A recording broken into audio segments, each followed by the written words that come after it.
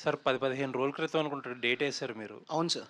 Promotions content కూడా almost అంతా వదిలేస్తున్నారు. యాహ్! సార్. ఇంకా డేట్ మీద ఏదైనా క్లారిటీ వచ్చిందా? రాలేదా? 'పెద్ది' గురించి ఆబ్వియస్‌లీ ముందే రాజు గారు చెప్పినట్టు 'పెద్ది' వస్తే సినిమా వేరే డేట్‌కి రావాల్సిన పరిస్థితి అన్నారు. యాహ్! సార్. ఏదైనా క్లారిటీ వచ్చిందా ఇప్పటికైనా డేట్ గురించి?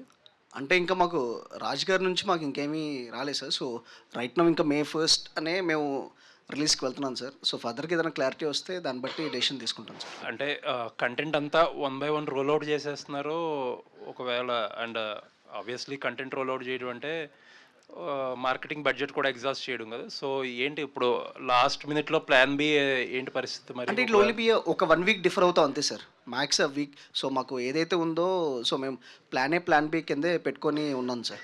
సో, 30థ్ 'పెద్ది' వస్తే 1 వీక్ సరిపోతదంటారా? అంటే మా గ్యాప్. స్కేల్ ఆఫ్ మా సైజ్ ఆఫ్ సినిమాకి సరిపోదు sir. Not it won't be, ఎందుకంటే మేము ఆల్రెడీ ప్రమోషన్ చేసుకొని ఉన్నాం కాబట్టి, సో జనాల్లోకి కూడా తీసుకెళ్తున్నాం కాబట్టి, సో ఆల్రెడీ సో మా సైజ్ ఆఫ్ సినిమాకి I'm sure 7th will be good. ఎందుకంటే అప్పుడు అంతా హాలిడే సీజన్. సో అకామిడేట్ చేయడానికి కూడా జనాలకు కూడా చిన్న దిల్ be hunger for content. So schools అందరూ పిల్లలు ఎస్పెషల్లీ మాది it's being a fun film. So kids కానీ పేరెంట్స్ కానీ వీళ్ళందరూ ఫ్యామిలీస్ అందరూ రావడానికి ఇంకొంచెం బెటర్గా డెఫినెట్లీ ఉంటుంది సార్. సో అండ్ పెద్ద చూసేసిన తర్వాత ఆ బ్యాండ్ విత్ ఏదైతే ఉంటుందో సో అది మా దానికి అకామిడేట్ అయ్యింది sir. All the best. Thank you so much. JD గారు. సార్ సార్ మీరు ఇందాక మీరు చెప్తే మెమరబుల్ పర్ఫార్మెన్సెస్ అని చెప్పి 'గులాబీ' గాని 'అనగనగా ఒక రోజు' గాని సార్ ఇప్పుడు ఈ రోల్ చెప్తున్నారు. అంటే మధ్యలో ఆల్మోస్ట్ 2 డెకేడ్స్ ఆఫ్ గ్యాప్ కనిపిస్తుంది. అంటే మీరు చేస్తున్నారు సినిమాలు బట్ మేబీ మెమరబుల్ రోల్స్ విషయంలో నేను అంటున్నాను. అదేనండి. అంటే అది యాక్టర్ చేతిలో ఉండదండి. అది ప్యూర్లీ డైరెక్టర్స్ చేతిలో ఉంటుందండి. ఫర్ ఎగ్జాంపుల్ ఇప్పుడు 'దయా' ఉంది. నాకు after such a long time ఇవాళకి కూడా people talk and ask about 'దయా'. సో ఒక మంచి డైరెక్టర్ వచ్చినప్పుడే ఏ యాక్టర్ అయినా బయటికి వస్తాడు తప్పండి. యాక్టర్స్ ఏమండి, కమల్ హాసన్ గారు అవ్వచ్చు, లేదా గొప్ప గొప్ప యాక్టర్స్ ఉన్నారు మధ్యలో, వాళ్ళకు కూడా బ్యాడ్ ఫిల్మ్స్ ఉంటాయిగా. అవును సో అది మన చేతుల్లో ఉండదండి. అది purely depends on the director. Sir. అంటే చాలామంది ఇలాంటి క్వశ్చన్ అడిగేటప్పుడు కొంచెం పాలిష్డ్గా మీరు సెలెక్టివ్గా వెళ్తున్నారా అంటారు కదా. అసలు మీరు సెలెక్టివ్గా వెళ్తారా, లేకపోతే మిమ్మల్ని మీరు అండర్ యూటిలైజ్ చేసుకుంటున్నారా, లేకపోతే ఇండస్ట్రీ సరిగ్గా యూటిలైజ్ చేసుకోవట్లేదు? వాట్ ఈస్ దట్ ఈ ఫేజ్ని డిస్క్రైబ్ చేయాలంటే? మూడు ఒకటే అండి. మీరు అడిగినవి మీరు భర్త, మీ అమ్మ మొగుడా, లేకపోతే మీ మీ మరదలు బావా అని. Sir what I'm saying is అంటే నేను సెలెక్టివ్గా ఉన్నప్పుడు ఆబ్వియస్గా industry also would be little apprehensive కదండి. ఇప్పుడు అంటే సంబంధం లేకపోయినా ఫర్ ఎగ్జాంపుల్ మా ఇద్దరి విషయమే చెప్పాలి. 'దయా' అనే సిరీస్ వచ్చినప్పుడు నేను చెయ్యను అని కన్ఫర్మ్డ్గా అందరూ నమ్మారు. Even he was not sure. So అది కాంటెంట్ నచ్చితే చేస్తానండి, లేకపోతే చెయ్యను. కాబట్టి ఇండస్ట్రీ కూడా వాళ్ళు కూడా నన్ను మంచిదైతేనే అప్రోచ్ అవుతున్నారు. Thank you sir. Looking forward. Thank you sir. Thank you అండి. లేదు, జీపీఎస్ మాత్రం భాను ఇందాక ఏదైతే ఆయన అన్నారో విచ్ నేను నమ్ముతున్నా అండి. లేకపోతే ఇంత ధైర్యంగా నేను అంత మహానుభావుడి సినిమాలతో నేను మాట్లాడేవాడిని కాదు. ఇది నేను తను అన్నట్టు సత్య తర్వాత లేకపోతే 'గులాబీ' ఇంకోలాగా ధర్మ గురించి కూడా మాట్లాడుకుంటారండి. Thank you sir. Thank you sir. JD గారు. Yes sir. Super sir. Glimpse చాలా బాగుంది సార్. మాకు జనరల్గా ఏమనిపిస్తుందంటే సార్, కొత్త క్యారెక్టర్లు ఎవరైనా రాసినప్పుడు ఇలాంటి ఎస్పెషల్లీ ఇలాంటి క్యారెక్టర్ రాసినప్పుడు మలయాళం నుంచి ఎవరిని తీసుకుందాం, హిందీ నుంచి ఎవరిని తీసుకుందాం, తమిళ నుంచి ఎవరు తీసుకుందాం, అలాంటి సినారియో కనిపిస్తుంది. కానీ తెలుగులో ఇంత మంచి ఆర్టిస్టులు ఉన్నప్పుడు తెలుగులో ఎందుకు యూటిలైజ్ చేసుకోరు అన్నది కొంతమంది బాధ. ఇలాంటివి చూసినప్పుడు ఇంకొంచెం సైలెన్స్గా ఉంటారు ప్లీజ్. క్వశ్చన్స్ వినపట్లేదు కొంచెం. ఇలాంటివి చూసినప్పుడు అది ఇంకొంచెం ఎక్కువగా అనిపిస్తుంటుంది కదా. మీకు కూడా కొన్ని సినిమాలు చూస్తున్నప్పుడు అనిపిస్తుంటుందా ఇలాంటి క్వశ్చన్ మీ మైండ్లో కూడా రేజ్ అవుతుంటుందా? నాట్ రియలీ అండి. ఇప్పుడు ఇందాక ఆయన అడిగినట్టు చాలాసార్లు మాలాంటి యాక్టర్స్ని అప్రోచ్ అయితే మేము నో అన్న తర్వాత హిందీకి వెళ్ళి ఉండొచ్చు, తమిళ్కి వెళ్ళి ఉండొచ్చు, మలయాళంకి వెళ్ళి ఉండొచ్చు. లేదా ఒక్కొక్కసారి ఒక్కొక్క క్యారెక్టర్కి వీళ్ళైతేనే బాగుంటారు, అది హిందీయా, తెలుగా, తమిళ, మలయాళం పక్కకు పెడితే అని ఒక డైరెక్టర్ డెసిషన్ తీసుకునే ఛాన్స్ కూడా ఉందండి. అంతేగాని మన తెలుగు వాళ్ళని అవాయిడ్ చేసి పరభాషకి వెళ్తున్నారు అనేది కరెక్ట్ కాదండి. క్యారెక్టర్ ఫిట్నెస్ అనేది ఉంటుందండి. కొన్ని క్యారెక్టర్స్కి వాళ్ళే సరిపోతారు. అండ్ వాళ్ళంటే హిందీ వాళ్ళు, తమిళ వాళ్ళని కాదు, ఫలానా యాక్టరే సరిపోతాడు అని అనుకున్నప్పుడు I think they will approach that way. అంతేగాని there is nothing like this. Blank check. నేను ఏ సినిమా చూసినప్పుడు ఇది నేను చేస్తే బాగుండని ఎప్పుడు అనుకోలేదండి. చెక్కులు ఎప్పుడు టెంప్ట్ చేయలేదు మిమ్మల్ని? చెక్కులు దాని మీద ఉన్న అమౌంట్లు ఎప్పుడు టెంప్ట్ చేయలేదా? లేదండి, ఆ చెక్కులు ఇచ్చే చేతులు అయితే టెంప్ట్ అవుతాయి కానీ ఆ చెక్కులు కాదు. ఓకే. పవన్ గారితో ఏంటండి మీ ట్యూనింగ్, మీ బాండింగ్? ఎందుకంటే దయా చూసాం, ఇప్పుడు గాయపడే సింహం చూస్తాం, రేపు మగాడు సినిమా చూస్తాం. అంటే నేను ఇదివరకు దయా అప్పుడు చెప్పానండి, ప్రతి యాక్టర్కి, మళ్ళీ ఇందాక కూడా చెప్పాను, ప్రతి యాక్టర్కి అండి ఒక ఒక మంచి గొప్ప డైరెక్టర్ దొరికితే దాని విలువ తెలుస్తుంది. నాకు ఎప్పుడో దయా అయినా ఒక 1.5 yearకి నాకు పవన్ ఒకసారి ఫోన్ చేసి నాకు అప్పుడు మీరు చెప్పింది కరెక్ట్ అనిపించింది అన్నాడు. ఏది చెప్పాను ఎప్పుడు అన్న.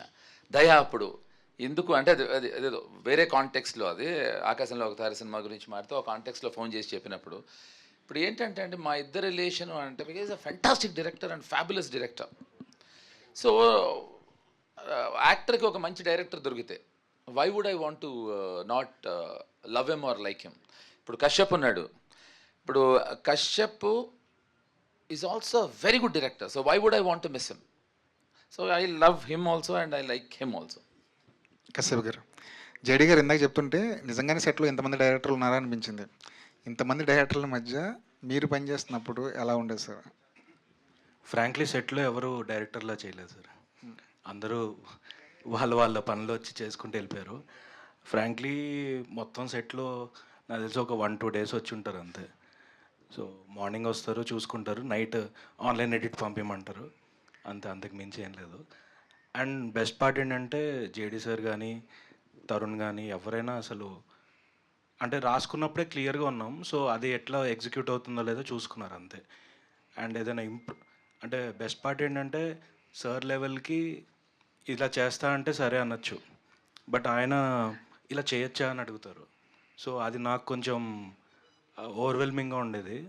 బట్ తర్వాత ఇంకా కంఫర్ట్ జోన్కి వచ్చేసారు. ఆయన చాలా కంఫర్ట్ ఇచ్చారు. అండ్ ఒక సెకండ్ డే ఆఫ్ షూట్లో అయితే ఒక మల్టిపుల్ కట్స్ చేయాలి, ఒకటే ఫ్రేమ్ పెట్టాలి, ఒక 5-6 కాస్ట్యూమ్స్ మార్చుకోవాలి. సో క్యారవాన్కి వెళ్ళడం లేట్ అవుతుందని పక్కనే వాళ్ళ స్టాఫ్ కానీ అందరినీ టీంని అడ్డం పెట్టేసుకుని షర్ట్ చేంజ్ చేసుకున్నారు. So I don't know, I mean ఇప్పట్లో చిన్న ఇన్ఫ్లుయెన్సర్స్ ఎవరైనా ఫేమస్ అయితే కూడా వాళ్ళు చేసే బిల్డప్ అదంతా వేరే లెవెల్లో ఉంటుంది. ఆయన వచ్చి జస్ట్ ఇలా అడ్డం నుంచోండి అన్నారు.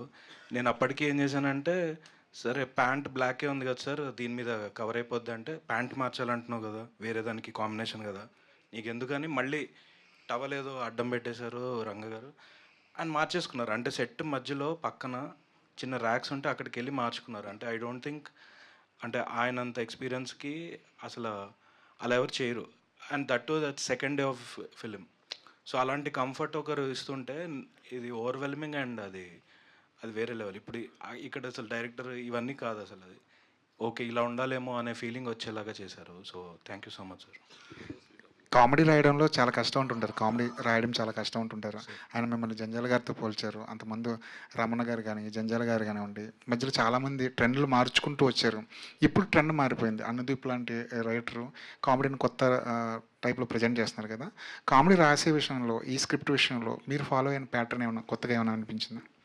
సార్ యాక్చువల్లీ అలా ఫాలో అవ్వాలని ఏం చేయలేదు, బట్ నాకు జంజల్ గారు, క్రేజీ మోహన్ గారు వీళ్ళంతా నాకు అంటే మనం పంచతంత్ర సినిమా ఎన్నోసార్లు చూసుంటాం, జంజల్ గారి సినిమాలు ఎన్నోసార్లు చూసుంటాం.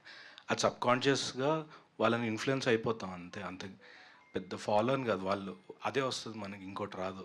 ఇప్పుడు కొన్ని పంచులు వేస్తే మనం త్రివిక్రమ్ గారి సినిమాల్లో పంచులు వాడతాం డైలీ లైఫ్లో.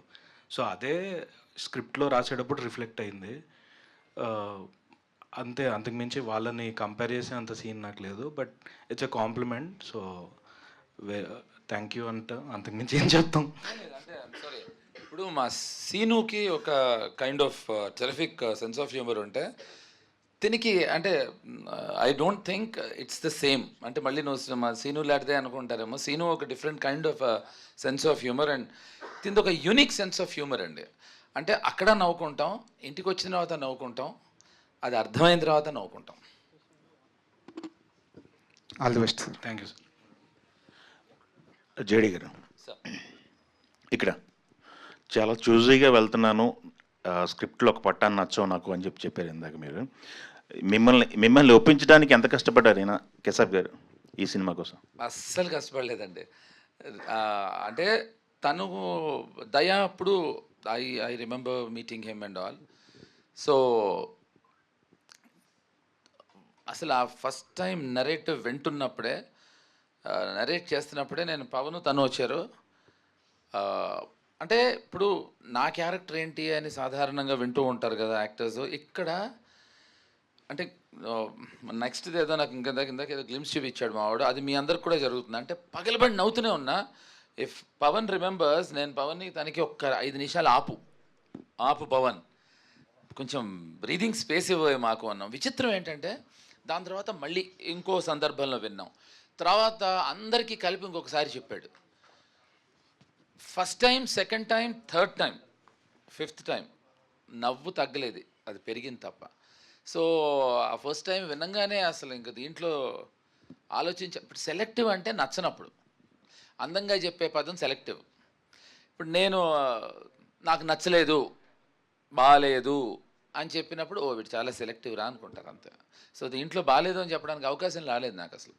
ఓకే, గాయపడ్డ సింహం, ట్రంప్ గారు బాగా హట్ చేశారు సింహాన్ని. మీకేమన్నా ఎక్స్పీరియన్స్ ఉందా, రియల్ టైమ్ ఎక్స్పీరియన్స్ ఏమన్నా యుఎస్తో మీకు? యుఎస్తో నాకు ఇట్లాంటి ఇన్సిడెంట్లు మీ లైఫ్లో ఉన్నాయా? నాకు లేదు, యుఎస్లో ఉంది నాకు. అది ఇప్పుడు మనం ఐ థింక్ అది ప్రతిసారి యుఎస్కి వెళ్ళినప్పుడల్లా నేను గాయపడే వస్తూ ఉంటాను. ఓకే, గాయపరుస్తున్నారు మిమ్మల్ని బాగా అయితే? గాయపడడానికి వెళ్తా యుఎస్ నేను. ఓకే కేశవ్ గారు. ఓకే, గాయపడడానికి. కేశవ్ గారు, కశ్యప్, ఎస్. ఇంతమంది తరుణ్ భాస్కర్ అన్నారు, ఇప్పుడు జేడి చక్రవర్తి గారు, ఇలా పవన్ సాధినేని గారు, ఇలా ఇంతమందిని డీల్ చేస్తున్నారు కదా. ఏంటి మీరు, మీ బ్యాక్గ్రౌండ్ ఏంటి, ఎక్కడి నుంచి వచ్చారు, మీ సినిమా ప్రస్థానం ఏంటి, అదొకసారి బ్రీఫ్ చేయగలరా? లేదు, నేను నవిక ఫ్యాక్టరీ అని నేను ఒక కపుల్ ఆఫ్ వెబ్ సిరీస్ చేశాను. బ్రేకప్ కన్సల్టెంట్ అనే వెబ్ సిరీస్ చేశాను. అండ్ ఒక 20-30 షార్ట్ ఫిల్మ్స్ అవి చేసుంటాను. సో 2010-12 నుంచి చాలా షార్ట్ ఫిల్మ్స్ చేశాను. 2013లో ఒక వెబ్ సిరీస్, తర్వాత 2017లో బ్రేకప్ కన్సల్టెంట్ అని చేశాను. సో స్కెచెస్, స్పూఫ్స్, అంటే ఇంకా యూట్యూబర్ అంటారు కదా, సో యూట్యూబర్గా చాలా చేశాను. ఆ తర్వాత నాకు పవన్ గారికి కమిట్మెంటల్ అని ఆయన డైరెక్ట్ చేశారు, దానికి కూడా నేను రైటింగ్ చేశాను. ఓకే. సో లైక్ ఎప్పటి నుంచో దీంట్లో ఉన్నాను. ఈ గ్యాప్లో కొన్ని సినిమాలు చేద్దాం అనుకుని అది ముందుకు వెళ్ళక అలా డిలే అవుతూ లాస్ట్కి ఇది చేయడం జరిగిందని. Okay, always.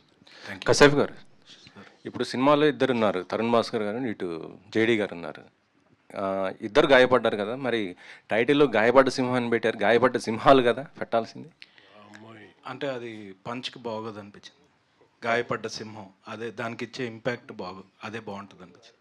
అచ్చా, పవన్ గారు, 1వ తారీఖు రిలీజ్ అంటున్నారు కదా. సో అంటే మనకి యాక్చువల్ చెప్పాలంటే సంక్రాంతికి వచ్చిన పెద్ద సినిమాలు అన్నీ కూడా ఏది కూడా చేంజ్ చేసుకోరు. డేట్ ఇచ్చుకున్నారంటే ఆల్మోస్ట్ పెద్ద అయినా చిన్న అయినా రిలీజ్ చేసుకుంటారు. మీరెందుకు అంటే పెద్దవి వస్తే ఒకవేళ పోస్ట్ పోన్ చేసుకుంటామా, లేకపోతే 1 వీక్ ఇలా అండి ఎందుకు? అంటే కంటెంట్ బాగుంటే చూస్తారు కదా ఆడియన్స్. అంటే అలా కాదండి, అంటే బేసికల్గా సంక్రాంతి సీజన్ వేరు, ఈ సోలో సెపరేట్ డేట్ వేరు. ఆ సీజన్ సమ్మర్ సీజన్ కదా ఇది. అంటే సమ్మర్ సీజన్ అన్నా కూడా ఇంకా స్టార్ట్ కదంటే మనకి చాలా ఉన్నాయండి. ఐపీఎల్ ఒకటి ఉంది, and at the same time పెద్ద లాంటి ఒక స్కేల్ సినిమాకి థియేటర్లన్నీ దానికి అకామిడేట్ చేద్దామని చూస్తారు ఎవరైనా. సో మనకి సరిపోయిన సంక్రాంతితో పోల్చుకుంటే అప్పుడైతే మొత్తం 4-5 సినిమాలు వస్తే థియేటర్లు అక్కడ ఇబ్బంది, కానీ ఇక్కడ సింగిల్గా ఒక సినిమా వస్తున్నప్పుడు దానికి థియేటర్లు ఎలా ప్రాబ్లం అవుతాయి? అది పెద్ద హాలిడే సీజన్ కదండి. సో అది రెండింటి సినారియోస్ టోటలీ డిఫరెంట్ అండి. సో మనం ఇప్పుడు చూసుకున్నా కూడా వేరే టైమ్స్లో సినిమాలు అలా 2-3 వచ్చినా కూడా ఒక పెద్ద సినిమా వచ్చినప్పుడు ఇది లిటరలీ ఇంకొక చిన్న సినిమా వచ్చిందంటే అది లిటరలీ సూసైడ్ మిషన్ లాగే ఉంటుంది. సో ఎప్పుడైనా ఆ సినిమా, ఎప్పుడైనా మీడియం బడ్జెట్ సినిమాలు కానీ చిన్న సినిమాలు ఆ ప్లేస్మెంట్, ఆ డేట్ అనేది ఆ పెద్ద సినిమాలకు అనుకూలంగా వెళ్ళటమే బెటర్ అండి. అంటే ఇది మా ఒక్కరు కాల్ ఉంటుందండి, అంటే డిస్ట్రిబ్యూషన్ సర్కిల్లో, సో థియేటర్స్ పరంగా, ఎగ్జిబిటర్స్ పరంగా వాళ్ళందరూ తీసుకునే కాల్సి వాళ్ళు మాకు నిజంగానే అకామిడేట్ చేసి పర్లేదండి మనకు కావాల్సినవి మీకు అన్నీ ఇస్తాం అనుకున్న దాంట్లో మాకు రావడంలో ప్రాబ్లం లేదు. కానీ వాళ్ళ ఒపీనియన్ నుంచి వాళ్ళ సజెషన్స్ తీసుకొని మేము ముందుకెళ్దామని చూస్తాం. జడి గారు, మీరు అప్పుడు ఎలా ఉన్నారో ఇప్పుడు కూడా అలాగే ఉన్నారండి, అసలు ఏం చేంజెస్ లేదు అసలుకి. థ్యాంక్ యూ అండి. అంటే అంటే ఏంటి సీక్రెట్, డైట్ సీక్రెట్ ఏమన్నా? లేదండి, గాయపడుతూ ఉంటే అలాగే ఉంటాం. అంటే ప్రేమలో గాయపడ్డారా లేకపోతే? దేంట్లో అయినా గాయపడచ్చండి, ప్రేమలోనే అక్కర్లేదండి. ఎప్పుడు గాయపడండి, మీరు ట్రై చేయండి గాయపడి, టోటల్గా అసలు మీరు అలాగే ఉంటారు.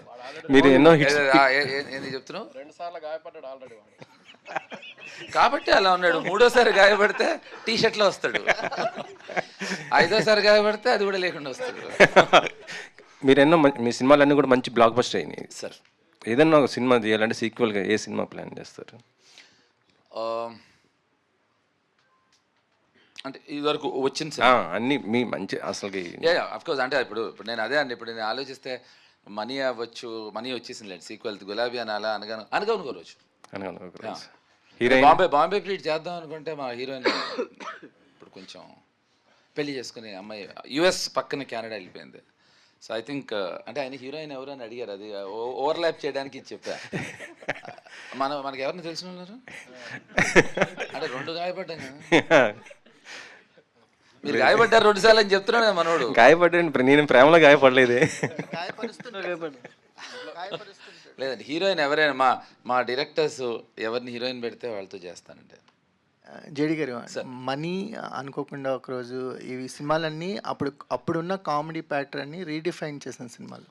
అంటే ఇలా కూడా కామెడీని జనరేట్ చేయొచ్చు అని ఒక కొత్త పర్సెప్షన్ ఓపెన్ చేసిన సినిమాలు.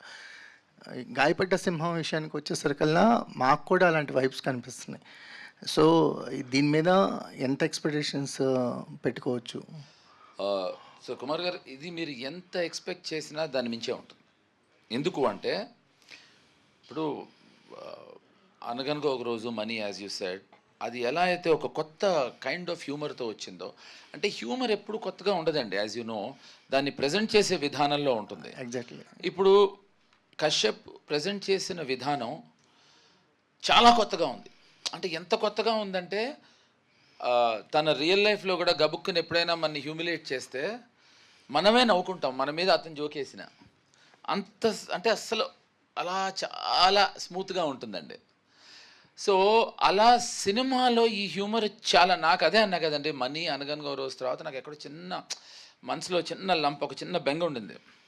అటువంటి సినిమాలు, ఆ సినిమాలు కాకుండా అటువంటి సినిమా మళ్ళీ వస్తే బాగుండే అని, దీంతో ఆ కోరిక తీరిపోయిందండి.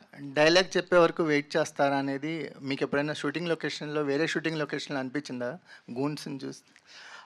లేదు, నాకు చాలా అనిపించేవండి చిన్నప్పటి నుంచి. తాళి కడుతున్నప్పుడే ఆపండి అంటారు, ఏమో ముందు రావచ్చు కదరా, లేకపోతే తర్వాతరా. అలాగే పోలీసులు కూడా క్లైమాక్స్లో రావటం అనేది మనం చిన్నప్పటి నుంచి చూస్తున్నాం. అలాగే ఎవడైనా తిడుతుంటే నాకు ఎప్పుడు డౌట్ అండి, వాడి తిట్లన్నీ వింటాం, నేను అది చేస్తాను, నేను ఇది ఈ మధ్య ఈ 80sలో ఇంకో సినిమాలు వచ్చేవి, వాడు మారువేషం వేసుకుని నీ అంతు చూస్తా నిన్ను చంపేస్తా అంటే విలన్ తెలీదు, వాడు ముందర కూర్చుని ఎంజాయ్ చేస్తూ ఉంటాడు, పాట వాడికే పాడతారు. అలా నాకు చాలాసార్లు అనిపించేదండి. ఇతను స్ఫూర్తితో ఇప్పుడు ఏమవుతుందో తెలుసా అండి, ఎవరైనా మాట్లాడుతుంటే నచ్చకపోతే ఆపు అనే అవకాశం ఈ సినిమాతో మొదలవుతుందండి ఖచ్చితంగా. నాకు చాలాసార్లు అనిపించిన నాకే హాయిగా నా చేతే అనిపించాడండి. చాలా రిఫ్రెషింగ్గా ఉంది సార్ మీ క్యారెక్టర్. అందుకే మీ ఫోటోకి మీరే దండేసేటా చేశారేమో. వచ్చాడు దండ, అందుకే మీ ఫోటోకి మీరే దండేసి కొత్తగా వేసుకోలేదు, నేను వచ్చేప్పటికి దండేసి పెట్టాడు. ఏంటి దండేసావన్నా అది అని చెప్పాడు. ఫస్ట్ కోపం రావాలి కదా, నా ఫోటోకి నాకు దండేసాడు, నాకు నవ్వొచ్చింది. మళ్ళీ అది శివలో ఫోటో, అది చెప్పను నేను, ఇంకా అది చెప్పను నేను. నాకు నా దండ చూసి నవ్వొచ్చింది. అంటే ఇప్పుడు మేమెవ్వరం కామెడీ చేసేయం, అది కామెడీ జరిగిపోతూ ఉంటుంది అలా అనమాట. అలానే ఉంటేనే ఆడియన్స్ నవ్వగలరు కదా, మీరు నవ్వుతూ ఆడియన్స్ నవ్వించాలంటే కష్టం కదా. కాదు, విషయం చెప్పినా అండి, మనం ఆడియన్స్ అంటాం, ఫస్ట్ ఆడియన్స్ మేమే అండి. ఇప్పుడు సెట్లో మనం చేస్తుంది, సెట్లో వాళ్ళు నవ్వితే దెర్ ఆల్ ఆడియన్స్ అండి. మనం ఎక్కడో తెలియని ఆడియన్స్ అనేది, అది ఎక్కడి నుంచి ఎవరు కాయిన్ చేశారో తెలియదు. కొత్తగా ఇంకోటి మొదలెట్టారు, ప్రేక్షక దేవుళ్ళు అని. ఎవడరా అది కాయిన్ చేసింది? చంపుతున్నారండి. ఏమండి, మనందరం కూడా ఆడియన్స్, మనందరం దెయ్యాలం, ప్రేక్షక దెయ్యాలం మనం. సో దేవుళ్ళు కాదండి, దెయ్యాలే. ఎందుకంటే చూసీగా ఉంటాం మనం, ఎవరింటికి వెళ్ళి ఎవరితో దూరిపోవాలా, ఎవరి శరీరంలో దూరాలనే దెయ్యం చూసీగా ఉంటుంది. అలా ఆయన 2 సార్లు గాయపడ్డాడు కదా అని దెయ్యం ఆయన ఇంటికి వెళ్దాం. ఇప్పుడు మరి కాదు, థియేటర్స్ టెంపుల్ అంటారు కదా, దాన్ని ఎలా డిఫైన్ చేస్తారు? ఏమండి, first and foremost theatre temple అయితే మీరు స్నానం చేసి వెళ్తున్నారా టెంపుల్కి? గర్ల్ ఫ్రెండ్తో పక్కన కూర్చుని సినిమా చూస్తున్నారా? టెంపుల్లో అవన్నీ చేస్తారా అంటే ఏమండి, theatre is a creative place. You go there to get entertainment. టెంపుల్కి ఎంటర్టైన్మెంట్కి వెళ్తామండి. ఇది ఏంటంటే కాయినింగ్ చేస్తాం అన్నమాట, బాగుంటాయని అది నచ్చి, సౌండింగ్ నచ్చి మిగతా వాళ్ళు ఫాలో అవుతారు. జేడి గారు, మీ టీమ్ రామ్ గోపాల్ వర్మ గారు కానీ మీరు కానీ నాట్ ఓన్లీ యాక్టర్స్, మీ టీంలో ఇంటెన్స్ రైటర్స్ ఉండేవారు. బట్ అదంతా కూడా ఇప్పుడు ఆగిపోయింది. అనురాగ్ కశ్యప్ గారు కూడా రైటర్ అనేసి యాక్టర్ అయిపోయాడు. సో అదంతా అంటే కంప్లీట్గా షట్ డౌన్ అయిపోయిన పరిస్థితి ఉంది ఆ ఇంటెన్స్ రైటింగ్ అనేది. సో అది ఆ ఫీలింగ్ అనేది ఉందా? మీరు కూడా ఒక ఇంటెన్స్ రైటింగ్ డైరెక్షన్ చేశారు కదా. కరెక్ట్ అండి. అంటే it's a very very thoughtful question. But what I'm saying is sir, ఇప్పుడు పెండి కొద్దీ రొట్టె. ఇప్పుడు సపోజ్ రేపు బాను సినిమా తీసి నాకు ఒక ఇంటెన్స్ రైటింగ్ స్టోరీ కావాలంటే, లేదా తను ఒక ఇంటెన్స్ స్టోరీ కావాలంటే probably we would come at with that. ఇప్పుడు as you know the trend is, చెప్పే కదండి, ప్రేక్షక దేవుళ్ళకి నచ్చిందని ఏదో ఒక ట్రెండ్ ఉంటే, ఇప్పుడు బాంబేలో కొత్త ట్రెండ్ ఏంటి తెలుసా మీకు? నేను పెద్ద ప్రొడ్యూసర్ మొన్న రైటర్స్కి చెప్తున్నాడు, మినిమం 3.5 hours లేకపోతే సినిమా నాకు వద్దన్నాడు. ఇదేమ్మా, ఇది ఎక్కడ కూడా రా, నిన్నటి వరకు ఏమో మాకు 2 hours 20 ఏదో లెక్క, 2 hours 24 minutes 35 seconds కన్నా ఎక్కువ ఉండకూడదని. So the whole thing is, ఇప్పుడు 4 గంటల సినిమా సూపర్ డూపర్ హిట్ అయింది కదా, so everybody things minimum 3.5 hours ఉండాలి. సో రైటింగ్ కూడా అంతే అండి. Intense writing is nothing got to do with films అండి, it is got to do with directors. ఇప్పుడు నేను రైటర్గా, ఇప్పుడు నేను రైటరే, రాముగారి సినిమాలు చాలా రాశాను. ఒక రైటర్గా director has to ask me అండి, ఒక ఇంటెన్స్గా నాకు ఇంటెన్సిటీతో ఉండే, ఇప్పుడు వాళ్ళకి కావాలి అన్నప్పుడు వాళ్ళు వస్తారండి. అనురాగ్నే నేను వాడికి చెప్తానండి, నా దగ్గర కూడా అసిస్టెంట్ అండి వాడు, ఖచ్చితంగా వాడిని యాక్టర్ అయి తప్పైందని మీరు అన్నారని వాడికి చెప్తానండి. దురంధర్ చూసిన తర్వాత మీకు పాత రోజులు అంటే మీ రోజుల్లో చేసిన వర్క్ అదంతా గుర్తుంది. వర్మ గారు అసలు కంప్లీట్గా ఎలివేషన్ ఇస్తున్నారు. కాదండి, అసలు ఆ అవకాశం ఆదిత్యధర్ గారు ఇవ్వట్లేదు. నేను సత్యనే తీసాను ఆయనే అంటున్నారు. సో అవకాశం ఇవ్వట్లేదు ఆయన, ఆ రోజుల్లో అనే అవకాశం ఇవ్వట్లేదు. ఆ రోజుల్లో కూడా ఈ రోజుల్లాగే ఆ రోజులతో తీసిందే ఈరోజు తీసాను అని ఆయనే అన్నప్పుడు, సో యూ ఫీల్ హ్యాపీ అండి. అండ్ ఇప్పుడు your work, if someone recognises your work, అంతకు మించి క్రెడిట్ ఉండదండి. ఇప్పుడు ఇందాక భాను చెప్పినట్టు నాకు ఈ సినిమా తర్వాత ధర్మ అనుకోవాలని, లేదా పవన్ చెప్పినట్టు, కశ్యప్ చెప్పినట్టు, it's someone is remembering your work. I think that itself is a great compliment అండి. All the best sir. Thank you sir. Thank you అండి. జేడి గారు సార్, ఇక్కడ సార్ మీ చేతి మీద టాటూ ఏమో సత్య అని ఉంది, అక్కడ బ్యాక్గ్రౌండ్లో ఫోటోకి దండేసి ఉంది. సత్య అనేది మీ ఐకానిక్ మూవీ. సో ఈ సినిమాలో సత్య రిఫరెన్స్లు ఏమన్నా ఉంటాయా ఎక్కువగా? అంటే మీ రోల్ ధర్మ అని ఉంది ఇక్కడ, అంటే సత్య మీ ఫాదర్ లాగా అలాంటి రిఫరెన్స్లు ఏమన్నా ఉంటాయా? ఇప్పుడు నన్ను తిట్టాడా పొగిడా? సత్య ఐకానిక్ రోల్స్ అంటే మీరు కాదు, ఇప్పుడు ఇది అన్యాయం కదా. పొగిడారాయన? అచ్చా, అయితే ఓకే, ఫాదర్ ఓకే. నేను డైగ్రెస్ అయ్యాను. అంటే తను ఏం చేస్తాడంటే అండి, నేను అదే చెప్పా, మేమందరం భయపడుతూ ఉంటాం, ఏదైనా కొత్త సినిమా రిలీజ్ అయితే చాలు మా Kashyap he knows how to use it. దీనికి రిఫరెన్సెస్ లేదా దాని నుంచి తీసుకోవటం లాంటివి ఏం కాదండి. But there is some reference to my character, but సత్యాకి దీనికి సంబంధం లేదండి అసలు. ఇక్కడ ఇప్పుడు అడుగుతా, దయా చేసిన కదా మీరు ఇద్దరు కలిసి, దయాలో ఉన్న బ్యాలెన్స్ వర్కౌట్ చేయడం కోసం ఈ సినిమా చేసిన, నిజంగానే క్యారెక్టర్ నచ్చి స్టోరీ నచ్చి చేసినావా? దయాలో బ్యాలెన్స్ వర్కౌట్ ఎట్లా చేస్తామే? దయాకి దీనికి ఏ సంబంధం లేదు. మొన్ననే పైగా నేను దయా మళ్ళీ సినిమా తీద్దాం అనుకుంటున్నా అని చెప్పిండు ఆయన. దయాకి దీనికి అసలు సంబంధం లేదు, ఇట్లా అసలు సంబంధమే లేదు. ఇప్పుడు జేడి అనే వ్యక్తి చాలా రోజులు అయింది ఆన్ స్క్రీన్ మీద, అంటే థియేటర్లో రిలీజ్ కాక. కరెక్ట్. ఈ సినిమా రిలీజ్ అవుతుంది, నీకని అనిపిస్తుంది అట్లా ఎందుకు అయింది ఇన్ని రోజులని? అయ్యుంటే చేసి ఉంటేటుండే కదా, మనకు తెలియలేదు. ఇప్పుడు నువ్వు చెప్పినావు కదా, ఇంటికి వెళ్ళి ఆలోచిస్తా, అరే మనవాడు చెప్పిండు మధ్యలో ఎందుకు చేయలేదని. లేదే అంటే ఇట్స్ లైక్, ఒకసారి సునీల్ గవాస్కర్ గారు చెప్పారు కామెంటరీలో. ఆయన ఏమన్నారంటే, ఇప్పుడు when you know things are not working, so చిన్న బ్రేక్ తీసుకో, అంతేగాని ఆడేసి ఎట్టాగైనా సెంచరీ కొడదాం అనుకుంటే అది దొబ్బుద్ది. సో బెటర్ టేక్ బ్రేక్ అని. సో నా అదృష్టం ఒక దయా తర్వాత మధ్యలో మళ్ళీ నువ్వేం అన్నీకి లేదు, అది బాగాలేదు అందుకని ఇది చేసినావా అని కాదు. ఒక దయాలంటే ఒక సూపర్ హిట్ తర్వాత మళ్ళీ నేను ఒక మంచి అద్భుతమైన కంటెంట్ సెలెక్ట్ చేసుకున్నాను. ఇప్పుడు ఇంతకు ముందు మీరు పనిచేసిన డైరెక్టర్స్ కానీ ఆ రోజు నుంచి ఈ రోజు వరకు మీరు చూసుకుంటే వర్కింగ్ స్టైల్ అనేది ఎట్లా మారింది తెలుగు సినిమా ఇండస్ట్రీ అంటే ఏం చెప్తారు?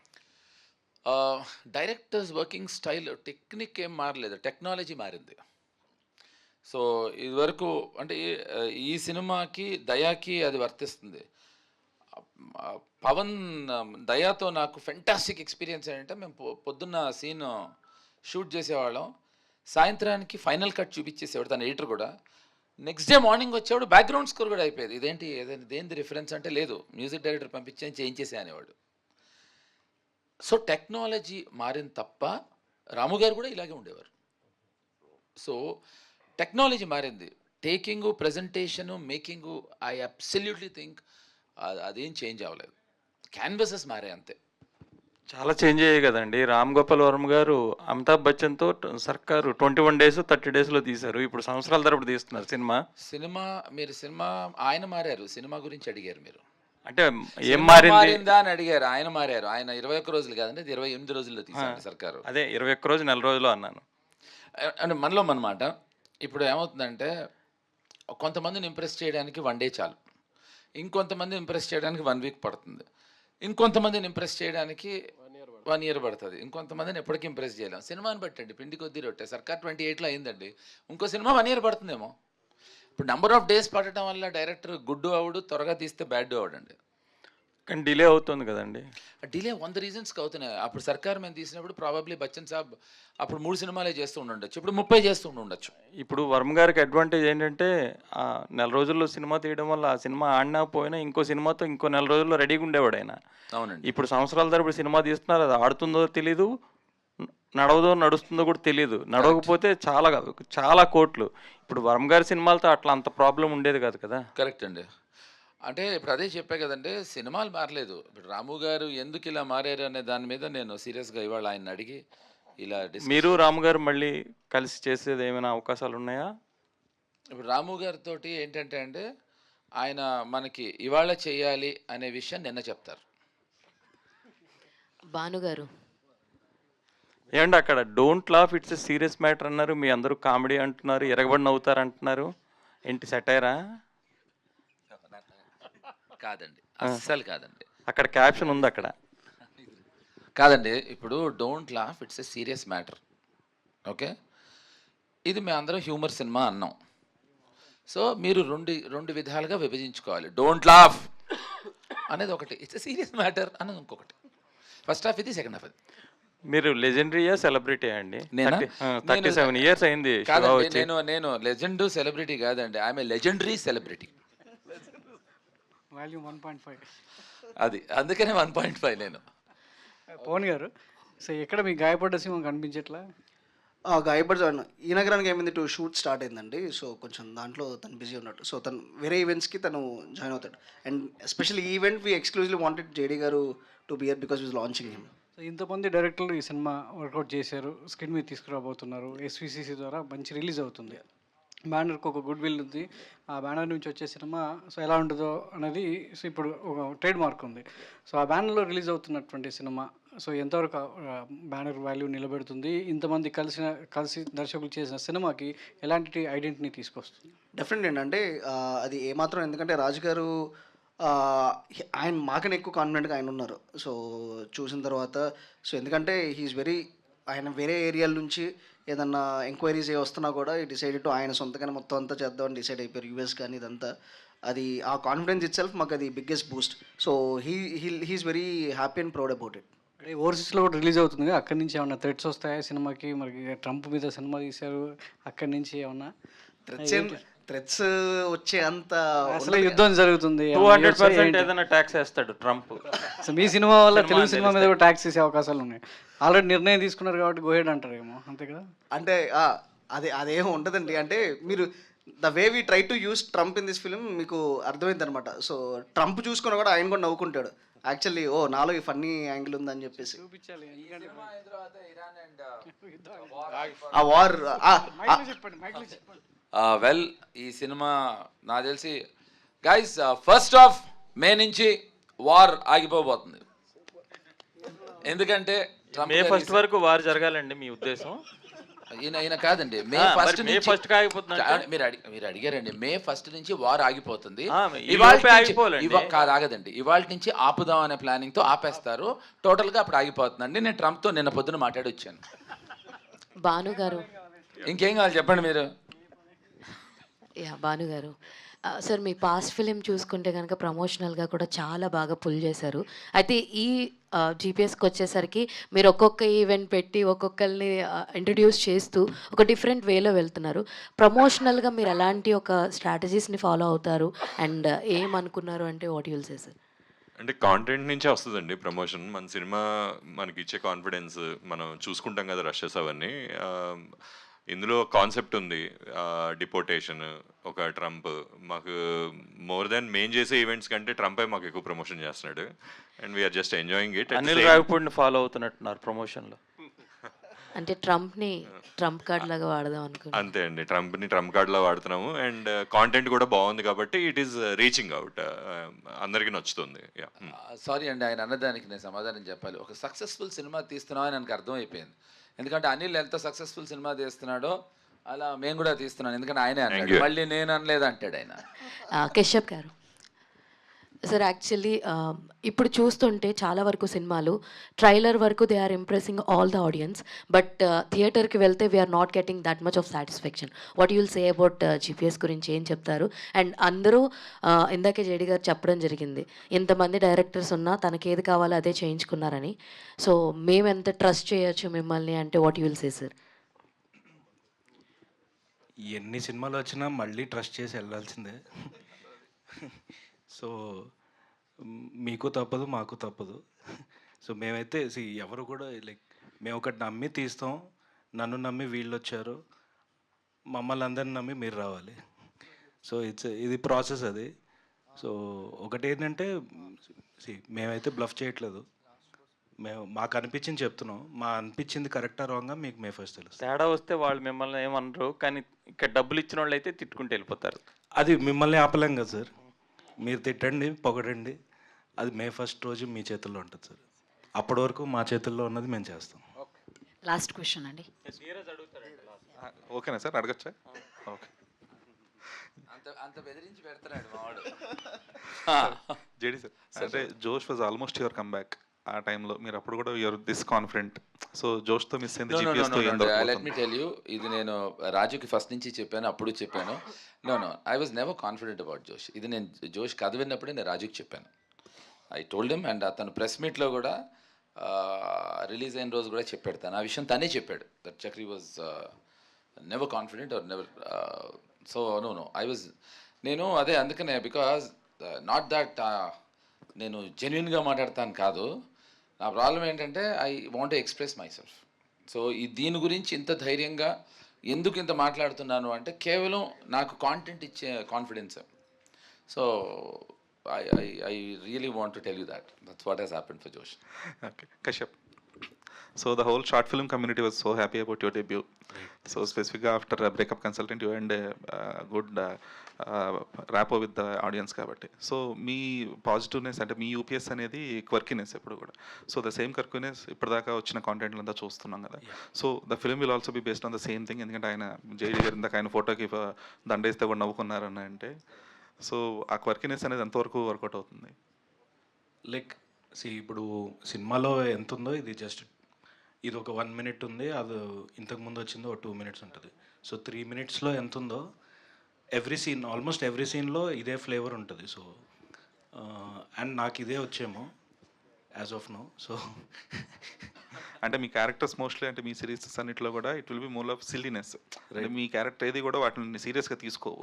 బట్ ఇక్కడ మీరు టచ్ చేసిన పాయింట్స్ అంటే దో ఇట్ ఈస్ ఈ ట్రంప్ లేదంటే ఈ సత్య వీళ్ళన్నిట్లో ఉన్నా కూడా ఈ క్యారెక్టర్స్ వాళ్ళే సీరియస్గా తీసుకోకపోతే ఆ కైండ్ ఆఫ్ ఫన్ జనరేట్ అయ్యే విధానం కూడా వేరే ఉంటుంది. సో ఎంతవరకు ప్రిపేర్ చేయగలుగుతున్నారు? ఇది యాక్చువల్లీ ప్రతి క్యారెక్టర్ వాళ్ళ లైఫ్లో చాలా సీరియస్ ఉంటారు. సో మనం దాన్ని సీరియస్ తీసుకోక్కర్లేదు, ఆడియన్స్ సీరియస్ తీసుకోరు. సో ద పాయింట్ ఏంటంటే ప్రతి క్యారెక్టర్ ఇప్పుడు ఇప్పుడు ఇందాకే ఇప్పుడు మీరు చూసారు అక్కడ ఎవడో చాలా సీరియస్గా మాట్లాడుతుంటే ఆపు చంపే అన్నాడు. ఇప్పుడు అది ఆయన కామెడీ చేయలేదు, అది అది ఆ క్యారెక్టర్, అది నాన్సెన్స్ మాట్లాడుకో చంపేయండి అన్నారు. ఇప్పుడు అది ఫ్లేవర్ అది. సో అది ఆయన ఆయన ఇప్పుడు అది సీరియసా కామెడీయా అంటే మనం ఏం జోక్ చేయట్లేదు. మా మీనింగ్ ఏంటంటే ఇక్కడ మేము జోక్ చేయట్లా, అక్కడ ఆ క్యారెక్టర్ అలా బిహేవ్ చేస్తే మనకు నవ్వు వస్తుంది అనేదే పాయింట్. అండ్ ఇందులో ఎన్నో సీరియస్ టాపిక్స్ చాలా ఏదో క్లాసులు పీకినట్టు వేరే విధంగా కాకుండా చాలా సటిల్గా హ్యూమరస్ వేలో ట్రీట్ చేశాడు. సో కొన్ని టాపిక్స్ ఉంటాయి, సో సంథింగ్ లైక్ డిప్రెషన్ కానీ డిపోర్టేషన్ కానీ ఇవన్నీ, so which are very current topics ఏదైతే the younger generation are facing, వాటిల్ని అన్ని క్యారెక్టర్స్లో it's not just about the hero the villain or anything. So ప్రతి క్యారెక్టర్లో ఒక అండర్ కరెంట్గా ఒక తెలియని, so the other day we were showing the film to few test audience ఊరికే ఏంటి అని. So everybody they really love the film, that's the biggest feedback we got. And వాళ్ళు మేమే ఎక్స్పెక్ట్ చేయింది వాళ్ళు అండర్ కరెంట్ వాళ్ళు చెప్పిందంటే the so many nice points that you discussed in to it in a very humorous way. So అది రేపు చూసినప్పుడు మీకు అర్థమవుతుంది. మీరు బ్రేకప్ కన్సల్టెంట్లో కూడా చూస్తే ఒక ఇంపార్టెంట్ బ్రేకప్స్ డిప్రెషన్ గురించి జోక్ చేస్తుంటాం. సో అది it's kind of my flavour I guess. So ఇదే రిఫ్లెక్ట్ అవుతుంది. ఓకే, థ్యాంక్ యూ అండి. వెబ్ అండ్ ఎలక్ట్రానిక్ మీడియా వాళ్ళందరికీ కూడా మరోసారి